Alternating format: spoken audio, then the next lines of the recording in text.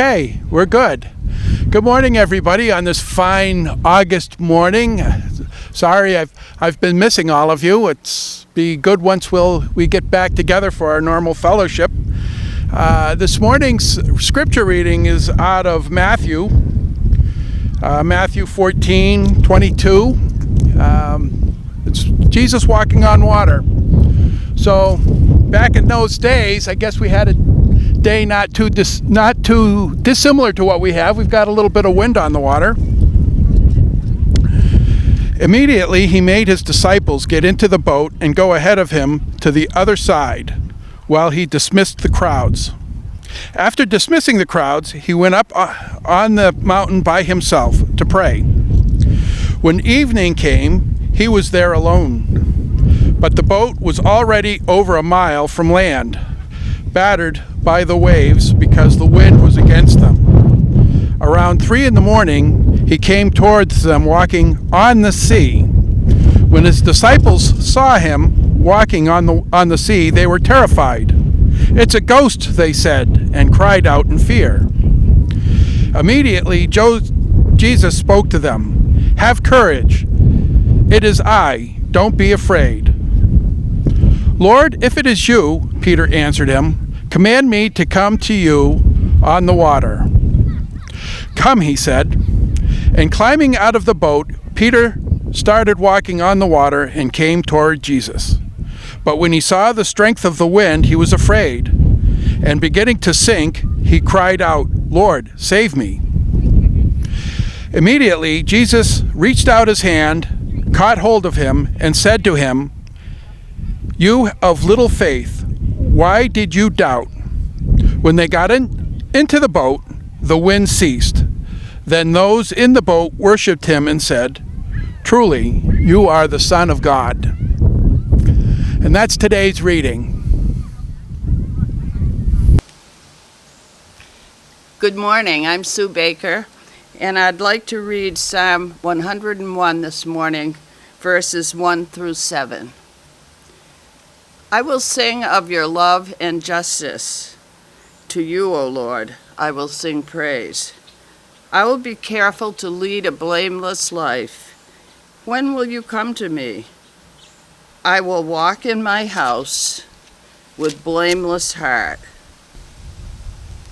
Many years ago, I memorized the poem Invictus by William Ernest Henley.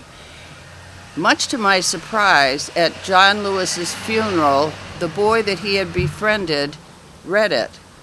And it turned out to be John Lewis's favorite poem, too. I'd like to recite it to you now.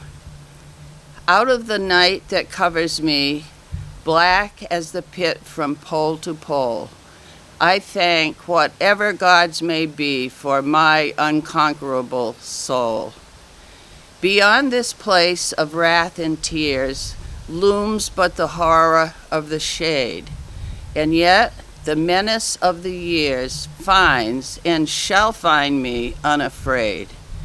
It matters not how strait the gate, how charged with punishments the scroll. I am the master of my fate.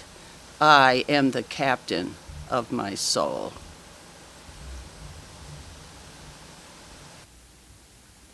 Good morning, and welcome to my children's sermon. I want to talk about how sometimes God uses the things in your everyday life to teach you lessons about holiness. And I brought you some water from my rain barrel because we're using the story of Jesus walking on the water as we study it and learn about the breaking in of holiness into our everyday lives. Water is an amazing teacher to us. And when we gather some water from the rain, or when we go by the river and look at it, or when we stand at the sea and breathe in the beautiful waves and the energy of it, we gain so much insight into God's power and beauty and hope and help for us. And I want to talk to you about that this morning because we've been all spending a lot of time by the water. You know, those of us who are overheated are swimming in the river, and some of us who are overheated are swimming in the sea, and some of us just put our feet in a bucket of ice water because we're overheated, and it's one of those hot, hot weeks. And God gives us this gift of water to be our teacher, and to be our cooler and our save us from our heat. And the story in the Bible today is about a time when Peter prayed for Jesus to save him. And it's a lovely story about Peter dealing with his fear, because he's walking across the water and he starts to sink. And he cries out, save me, Jesus. And Jesus reaches right back out to him and helps him. So water can be our teacher, because we might find that it's coming to us one way or another way. We might need it to cool us off. We might need it to drink when we're so thirsty from being outside doing sports a lot. We might need it in our rain barrels so we can pour it on our tomatoes. And water can be our teacher when we're afraid, because we might find ourselves sinking sometimes too, either sinking in water, like being near drowning, or sinking in other parts of our lives where we're just overwhelmed or scared or sad. And it's so amazing that there's this prayer that Peter gives us, save me, because that simple prayer carries us through so many hard times. And it always works. And I recommend it to you when you're looking at water by the sea or by your rain barrel or by the river, or when you're afraid, maybe the water's making you afraid, or maybe something else is making you afraid. You can always lift up that prayer that Peter gave us. Save me. Help me. Just one word even, just help. And you'll find that God will come flowing into you, giving you the courage and the sustenance you never thought you'd get. And you'll be okay.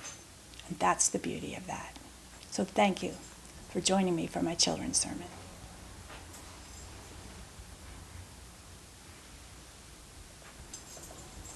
Good morning and welcome to my sermon. I want to talk about courage.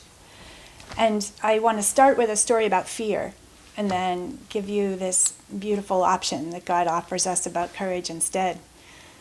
There's a poem that was written about 1910 by T.S. Eliot called The Love Song of J. Alfred Prufrock, and it's the classic poem about fear.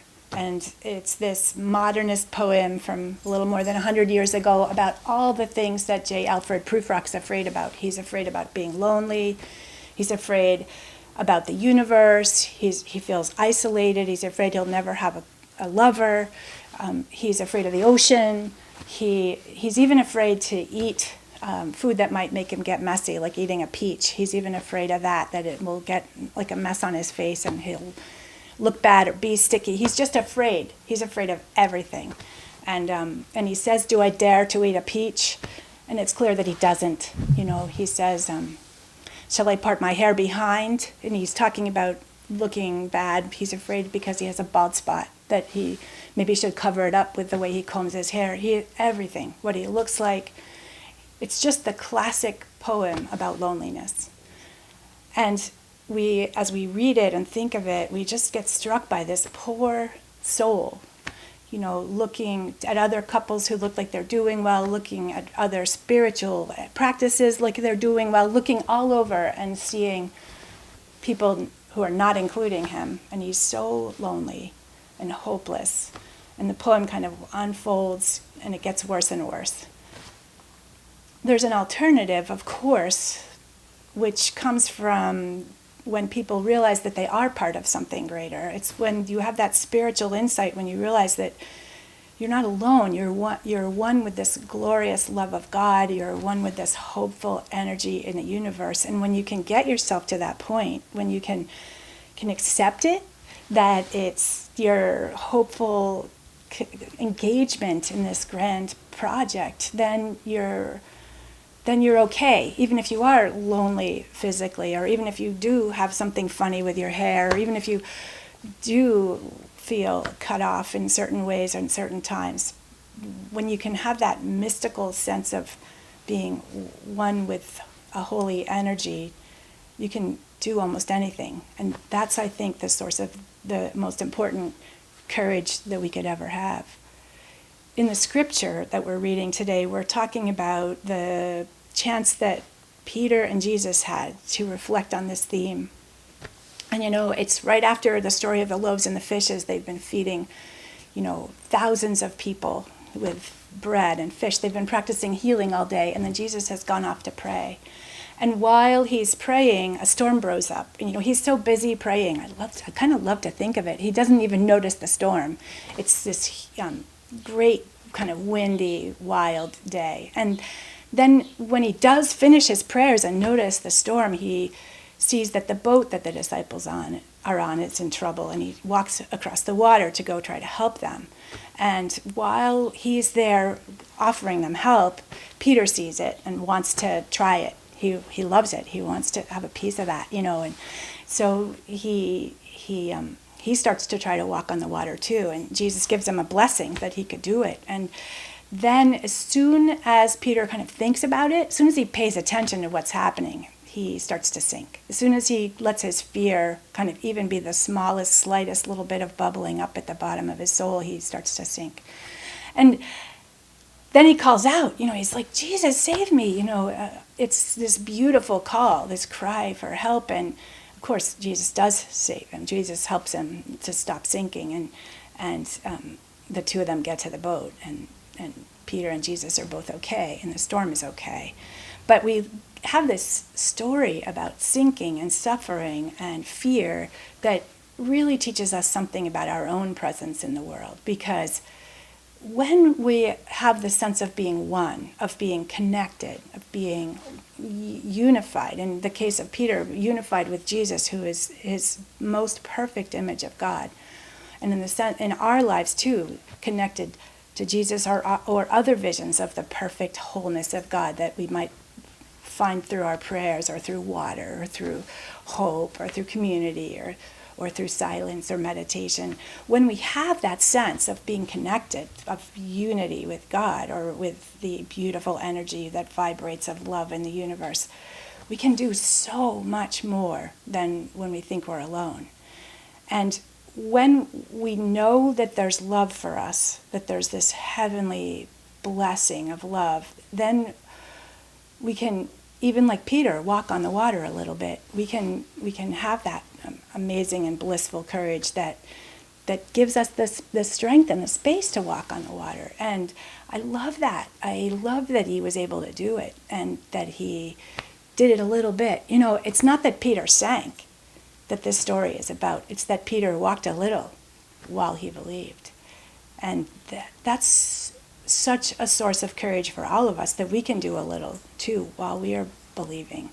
And we may well falter. We may well be washed over with fear, and we may well find ourselves sinking in the waves. And that's okay, because we know the perfect prayer, because Peter gave it to us. It's just save us, save me. It's just kurios, come to me. It's such a lovely prayer, and it's so powerful. And it's really, you only need the one word even, just save. Just save. This is a time with so much suffering in it and so much fear. We've had the triple pandemic of first illness and then racism and then impoverishment. And as we circle around thinking about that, thinking about being afraid our loved ones will get sick or we will, or even weeping at the grave of our loved ones. And then we circle around with the sorrow and just indescribable despair about what's happening with racism in this country and what has for the last 400 years. And then we circle around again too, realizing so many of our loved ones don't have work and are perhaps wondering how to make the payment for their rent, or perhaps don't have a home.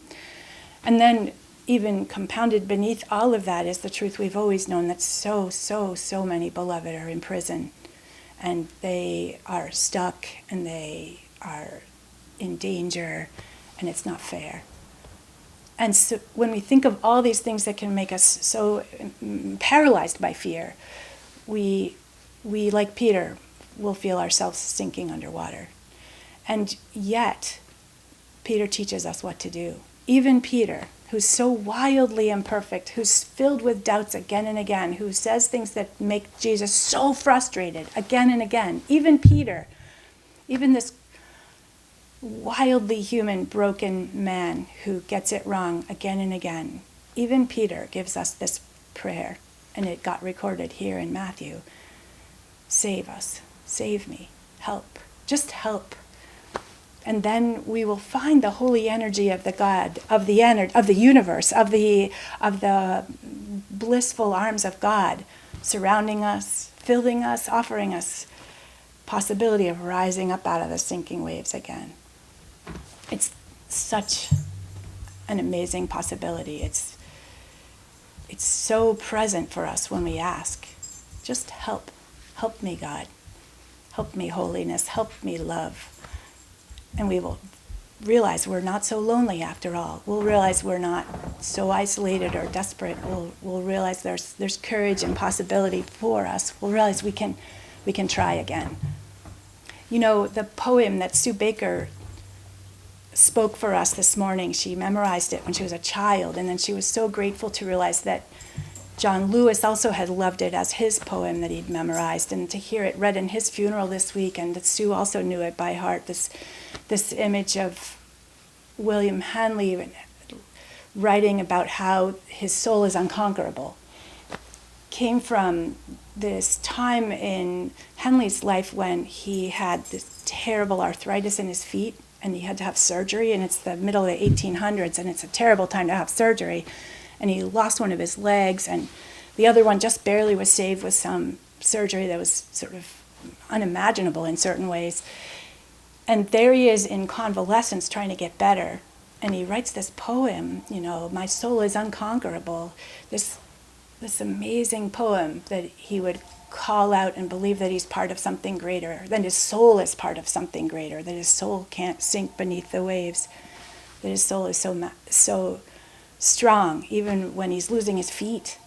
And I love to reflect on that possibility that we might sink, we might lose a foot, we might lose hope, we might lose our home, we might lose our health, we might not be able to swim, but there's this brilliant, glorious hope for us that just comes when we ask for it, that is the energy and hope of the universe, of God, of courage, of beauty and bliss.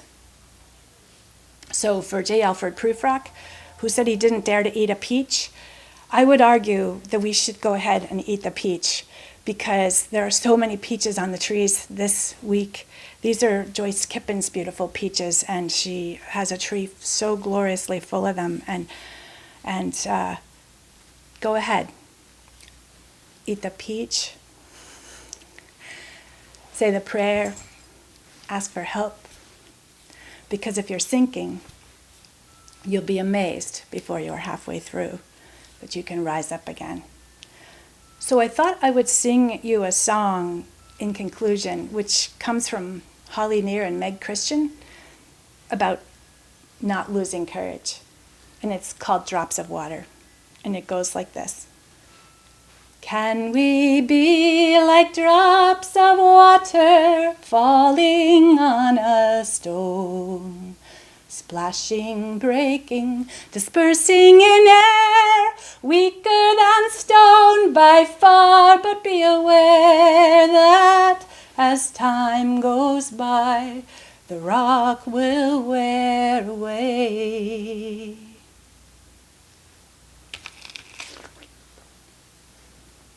Thanks be to God. Amen. Let us pray. Holy God, thank you for this day.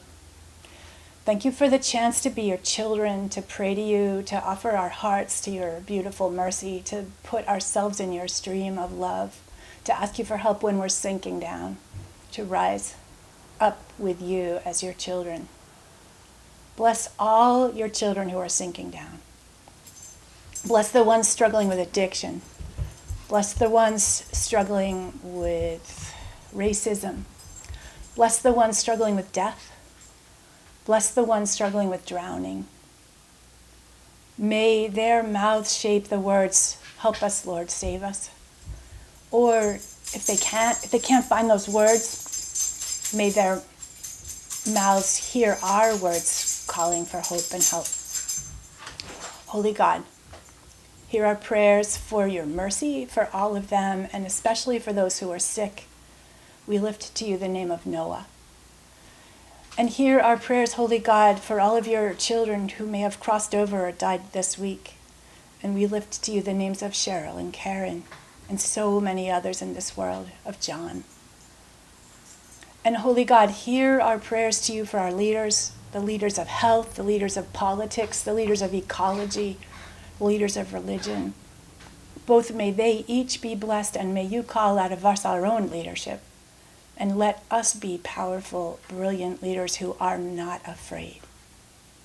And Holy God, when we feel ourselves sinking, which we will do, which we inevitably will do, may you raise us back up again, right out of the silence of our fear. And now in the silence, we lift to you the prayers of our hearts.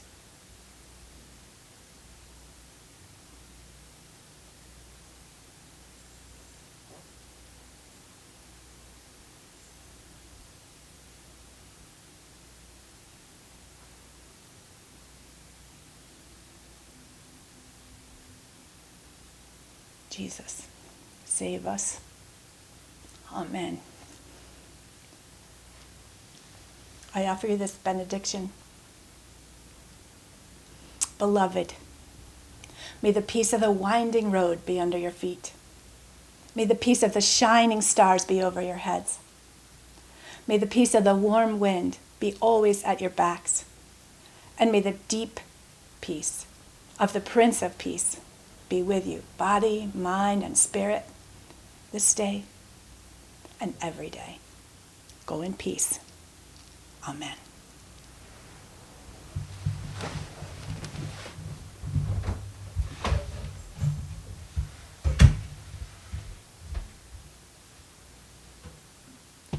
Hi, I'm Zeke. I'm a member of First Church, and I played the Cowardly Lion in The Wizard of Oz. And the Cowardly Lion sings a little song about courage, so I'm going to share that song with you.